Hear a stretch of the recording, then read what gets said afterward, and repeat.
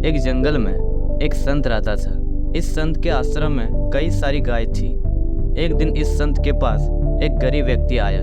उसने संत से कहा, मेरे पास रहने के लिए कोई जगह नहीं है और कई दिनों से मैं भूखा हूँ। आप मुझ पर अपनी कृपा करो और मुझे अपना शिष्य बना लो ताकि मैं आपके साथ आपके आश्रम में रह सकूं। संत ने इस गरीब व्यक्ति की बात मान ली और उसे अपना शिष्य बना लिया। संत ने उसे एक गाय दे दी और कहा कि तुम इस गाय की सेवा करो तथा इससे मिलने वाला दूध केवल तुम्हारा ही होगा। इसके अलावा रोज तुम 2 बार भगवान के नाम का जप भी किया करो।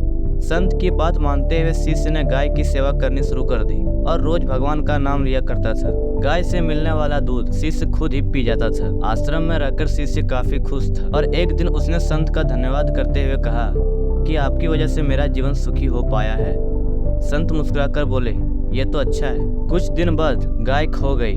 गाय खोने के कारण शिष्य को दूध नहीं मिल रहा था, जिसकी वजह से उसने पूजा करना भी छोड़ दिया और दुखी रहने लगा। शिष्य ने संत से मुलाकात की और संत को बताया कि उसकी गाय खो गई है, जिसकी वजह से उसका मन मंत्र जाप में भी नहीं लग रहा और वह कई दिनों से दुखी है। यह बात सुनकर संत ने कहा, यह भी अच्छा है। शिष्य को कुछ समझ नहीं आया और वह वहां से चला गया।